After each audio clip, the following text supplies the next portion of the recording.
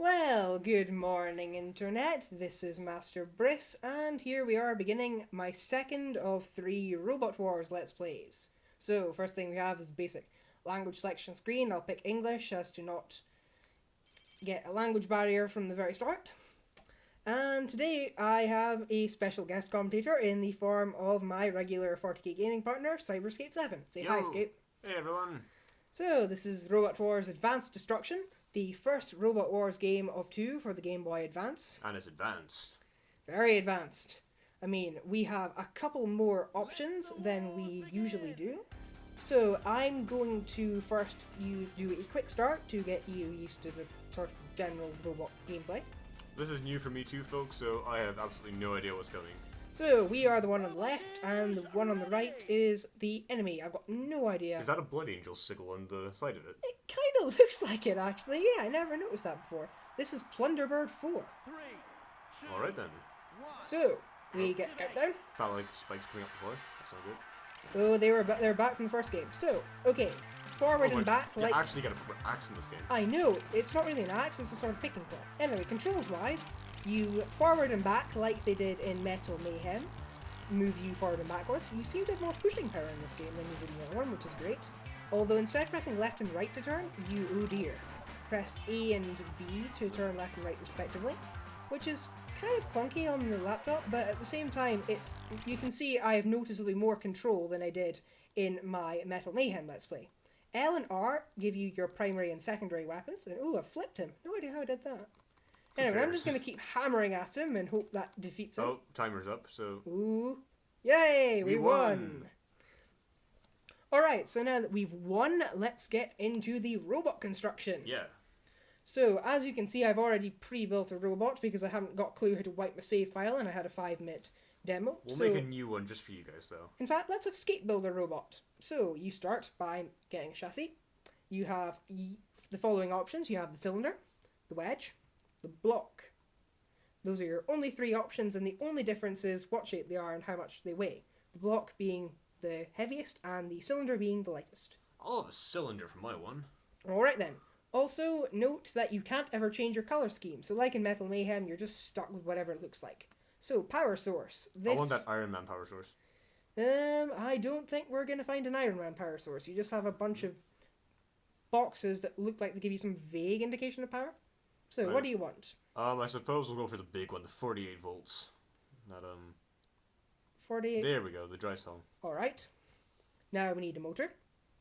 So you have the DOSH, which is 750 watts, 24 volts. You have this. Also, speed and acceleration can be seen on the bars below. Wait. Noticeably improved from the previous one where it just had a little bar saying how good it was, basically. There wasn't even anything telling you how good it was in Metal Mayhem, I'm afraid. So, I'm just going to scroll through all these options and you can pick. See, I'm doing a course where I have to work with motors and I don't recognize any of these. That's quite bad. And you're supposed to be one of our future electrical engineers. That's pretty bad. So, I'll go for that one, just because it says 2-stroke petrol engine. That sounds good. it's a petrol engine with 3 whole brake horsepowers. Oh my gosh. That is the best engine in the world. That's probably going to sound terrible on record, but I'm doing it anyway. Right, traction. You only have 2 options. You have wheels and bigger wheels. Wow. Can't even see that. Oh no, they're vaguely there. So, small wheels are weird ear things. We'll go for weird ear things. Weird ear things. Fair enough. Now you get to choose your armor. You have... It's measured by strength, and obviously it'll add to your weight. So you have aluminium, fiberglass, Kevlar... I think they just basically get better and heavier the further up I go on this list. We might as well go for titanium and aluminium alloy. Alright then. Now we get to get our first weapon. We can't seemingly have a second weapon. So your options are retractable 360-degree spikes, a front-mounted flipper, and a swinging flipper, whatever that is. Ooh, and a grinder. In fact, you seem to have loads more options for this one than you did the type that I tried, which only had 3 options. I suppose it just depends on which body We'll go shape. for the beetle claws, or whatever they are. Ooh, and you can have static axis. Nah, we want the beetle claws. Alright, beetle claws it is. Can't have a second weapon, so now you can name our robot. Metabee. You knew I was on a Metabox kick, didn't you? Oh yeah. So we have Metabee, our KBT type robot. And end. Save and exit. Great. Alright then, so let's get into the games. We're obviously never going to get to multiplayer. You have less options than you did in Metal Mayhem, surprisingly. You have the Championship, you have the Vengeance Battle, and you have Robot Mayhem. But then again, the other options other than fighting in Metal Mayhem weren't very good anyway, so I suppose Vengeance Battle? Sure, why not? So, you can select a robot. Again, you have a choice of some pre-selected robots from the Robot Wars TV show. The graphics are noticeably better in this game than the last one, which it was atrocious, let's face it. It really was. I think there might even... This is the robot I built before, by the way. It's basically built to resemble the Outidanos I built in Metal Mayhem, except that spikes weren't available as a front-mounted weapon for it. Now you have several phallic poking devices. So, we are going to be Metabee. And opponent-wise... Pussycat. Pussycat, Yeah, then. that sounds like a Metabot. We even get to select our own arena. How awesome is that? We have the War Zone. We have the Robot Factory. We have the Steelworks. The Power Station. And that's it. Oh, we'll go for the power station then, see what that's like. Alright then, Power Station. We can turn the house robots on and off, but apparently it doesn't work for this one, so... Probably best to have them off so they don't kill us, but... They only kill you if you walk into their CPZ, whatever that stands for anyway. Right, so, let's start. Roboteers ready. Gladiator. Battle! Yes, this will be refereed by me, Mr. Referee, to ensure that nobody gets hurt. Ooh, lightning. Anyway, I'm just going to plow and pinch and see if that does anything. Plow and pinch, that sounds like a regular Friday night for some of our viewers. Oh! Oh, come on, this is a serious, mature Let's Play. I can't believe you corrupting my audience with filth like that. Right, I've got... Oh dear, that's not good. Pinch. This game actually has so many innuendos in it. Oh dear, not going very well for me here. I've got no idea what actually causes damage and what... Are we actually hurting him, or is he just kind of like keeping us away with his saw? I don't even think we're doing any damage here. I don't even know what that electrical thing does. How bad is that? The arena is pretty small, I mean... Oh dear, I'm on fire. I feel like Dietar all over again. Right, I'm going to push you into the vaults of... Oh. Okay, he won then.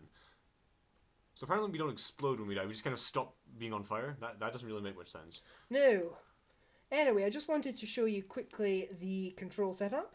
There aren't really very many options. Also note the difficulty in the previous section.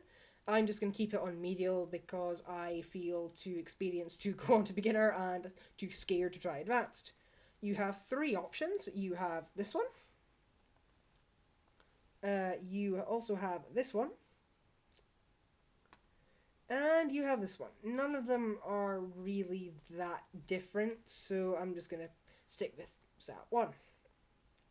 Right, so is there anything we really want to do before we...